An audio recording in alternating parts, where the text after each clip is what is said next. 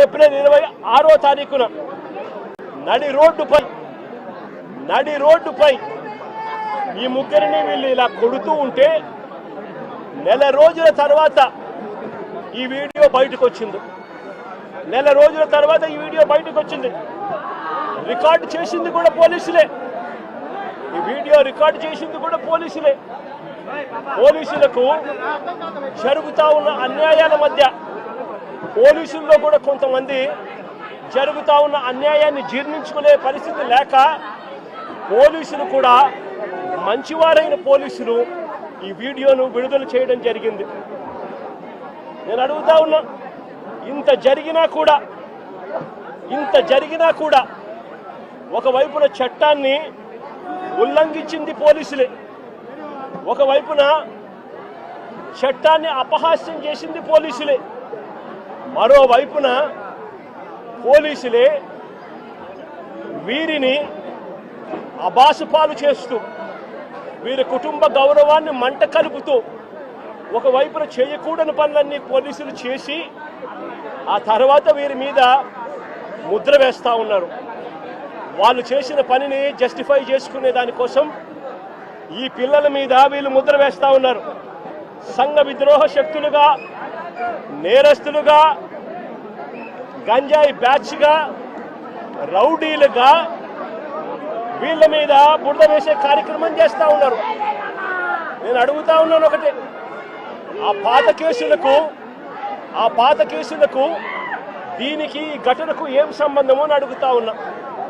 వీరి మీద ఏదైనా గతంలో ఏదైనా కేసులు ఉండొచ్చేమో నాకు తెలియదు, కానీ ఆ పాత కేసులకు ఈ ఘటనకు ఏం సంబంధం అని అడుగుతా ఉన్నా.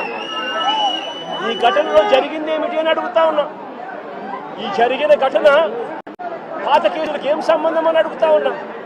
ఈ ఘటనలో ఏకంగా దౌర్జన్యంగా వాళ్ళ ఇళ్ళకి తీసుకొని పోయి వాళ్ళ ఇళ్లలో నుంచి వాళ్ళని లాక్కొని వచ్చి వాళ్ళని దారుణంగా కొట్టి, రోడ్డు మీద కూడా కొట్టి షేమింగ్ చేసి వాళ్ళని ఇంత దారుణంగా చేస్తూ ఉన్నారు.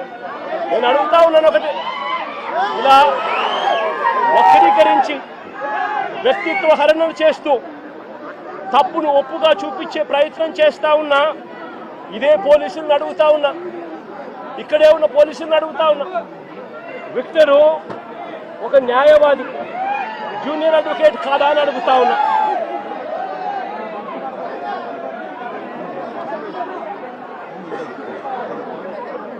జూనియర్ అడ్వకేట్ కాదా అని అడుగుతా ఉన్నా. ఈ విక్టర్ అనే పిల్లాడు జూనియర్ అడ్వకేట్ కాదా అని అడుగుతా ఉన్నా.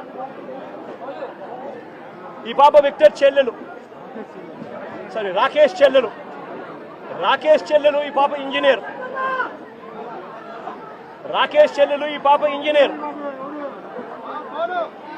రాకేష్ కూడా పాలిటెక్నిక్ మెకానికల్ చదివినాడు. అంటే వీళ్ళ కుటుంబాలు చదువుకున్న కుటుంబాల్లో నుంచి వచ్చిన వాళ్ళు మరి ఇలాంటి వాళ్ళ పరువును తీస్తూ నడి రోడ్డు మీద వాళ్ళను కొట్టడం అన్నది, వాళ్ళను పబ్లిక్ షేమింగ్ చేయడం అన్నది ధర్మమేనా అని అడుగుతా ఉన్నా.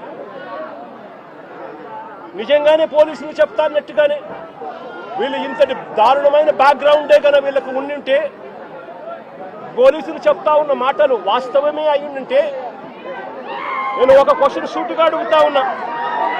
అసలు మంగళగిరి తెనాలి వారు కూడా కాదు ఇక్కడ, వీళ్ళు మంగళగిరి వారిని తెనాలికి తీసుకువచ్చి ఇక్కడ కొట్టారు అని అంటే దాని అర్థం ఏమిటి? మంగళగిరి వారిని తెనాలికి తీసుకొచ్చి ఇక్కడ కొట్టారంటే దాని అర్థం ఏమిటి?